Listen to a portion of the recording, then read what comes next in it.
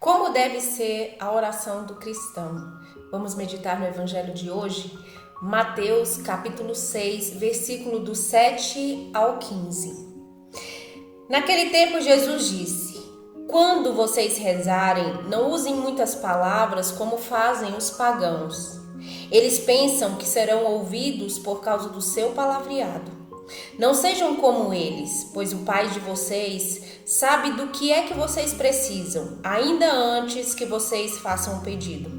Vocês devem rezar assim: Pai nosso que estás no céu, santificado seja o teu nome. Venha o teu reino, seja feita a tua vontade, assim na terra como no céu. Dai-nos hoje o pão nosso de cada dia, perdoa as nossas dívidas, assim como nós perdoamos aos nossos devedores. E não nos deixeis cair em tentação, mas livra-nos do mal. De fato, se vocês perdoarem aos homens os males que eles fizeram, o Pai de vocês que está no céu também perdoará vocês. Mas se vocês não perdoarem aos homens, o Pai de vocês também não perdoará os males que vocês tiverem feito. Palavra da salvação. Glória a vós, Senhor, que as palavras do Santo Evangelho hoje nos motive a ter uma vida de intimidade com o Senhor. Meu irmão, minha irmã, hoje o Senhor nos ensina, a rezar. Ensinava os seus discípulos e ensina a cada um de nós como deve ser a oração. E o Pai Nosso, ele contém todos os tópicos necessários para uma oração bem feita. Perceba que Jesus aqui na palavra, ele não disse se você rezar, ele disse quando você for rezar. Quando você for rezar, não use muitas palavras. A oração do Pai Nosso, ela é completa. Aqui nós glorificamos ao Pai, Criador de todas as coisas, que está no céu.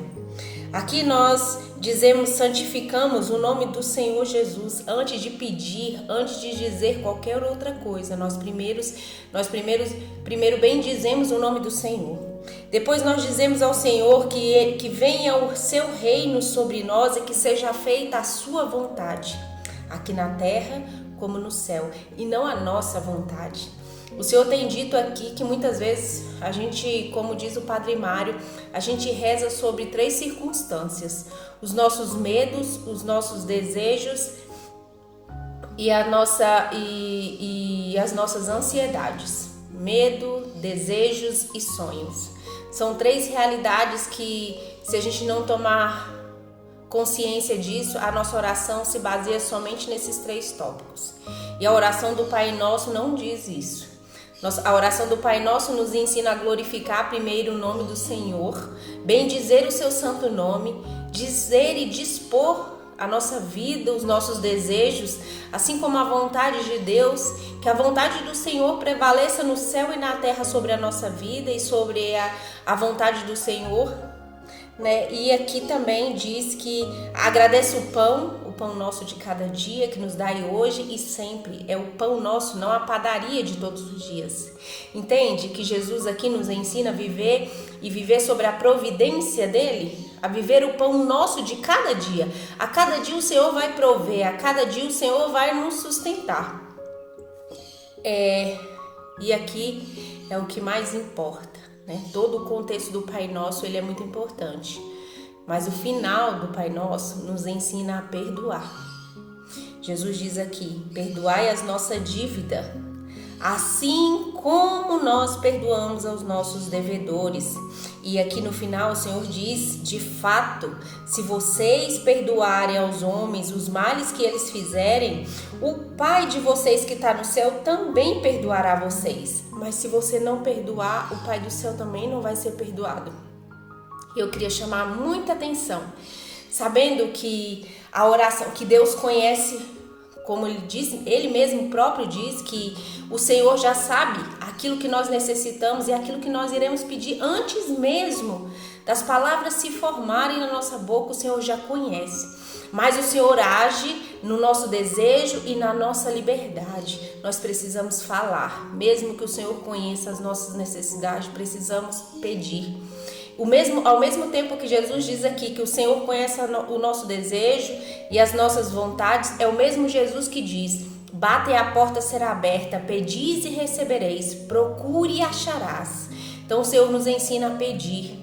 E a oração do Pai Nosso nada mais, nada menos é do que uma petição. Nós estamos pedindo e dando livre acesso ao Senhor, para que as promessas do Senhor sejam realizadas em nossas vidas. Agora note bem, meus irmãos, e eu queria, nessa meditação desse evangelho de hoje, eu queria dar um testemunho. Foi a partir desse evangelho aqui, e do evangelho e da palavra do Senhor, que diz que a mesma medida que nós medimos o outro, nós seremos medidos, que eu comecei a policiar meu coração. Eu comecei a liberar perdão que estava em meu coração há muitas décadas. Como eu sempre falo, eu sou a pessoa mais dura de coração. Meu coração é como pedra, e uma das coisas que eu mais peço nas minhas orações é que o Senhor faça essa troca, esse transplante de coração. Que o Senhor me dê um coração de carne e Ele transforme esse coração de pedra que é o meu. Então eu tinha muita dificuldade para perdoar. Eu tinha muita dificuldade de pedir perdão.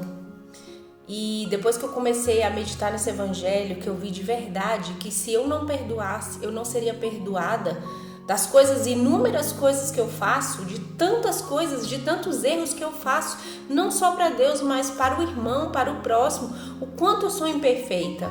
E como que eu tardo o perdão para o meu irmão se eu quero depressa receber o perdão de Deus?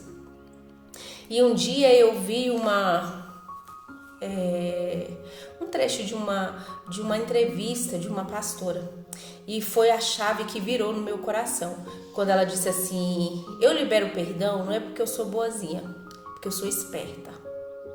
Porque nós precisamos ser manso como as pombas e prudentes como as serpentes, ser sábios. Nós precisamos da sabedoria. Então a gente perdoa não é porque a gente é bonzinho, porque a gente é boazinha. A gente perdoa porque a gente quer o perdão de Deus também. A gente perdoa porque a gente sabe que nós também somos falhos. E que se você não perdoar aqui, logo em seguida você vai cair e você vai aos braços do Senhor pedindo perdão. E como que o Senhor vai te perdoar? Lembra da passagem do empregado que devia ao seu patrão?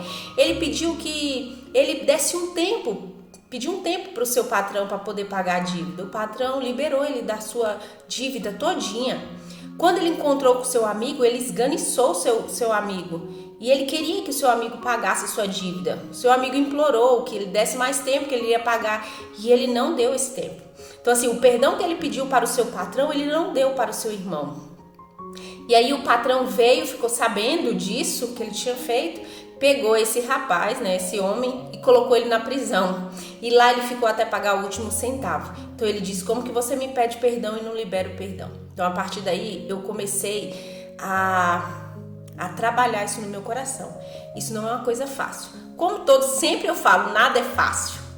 As coisas de Deus nada é fácil. Mas eu aprendi uma tática, que quando você está chateado com alguém, que você tem muita dificuldade de liberar o perdão, reze por essa pessoa, mesmo sem querer, mesmo com o coração desejando tudo ao contrário do que você está falando, porque essa palavra de Deus, a sua oração, a sua palavra, ela tem poder de transformar a realidade.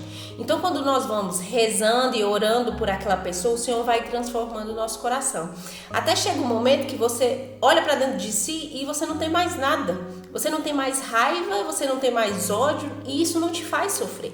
Então, para liberar o perdão é um passo muito pequeno, porque a raiva, o ódio já foi embora.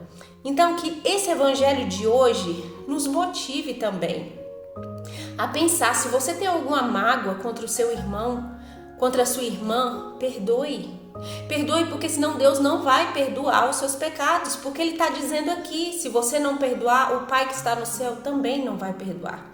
Mas peça essa graça ao Espírito Santo, que Ele te conceda no dia de hoje a graça de liberar o perdão para aqueles que necessitam. O perdão não é seu, o perdão é do próximo. Que as palavras do Santo Evangelho hoje te motive, a tirar tudo aquilo que está enraizado, petrificando o seu coração.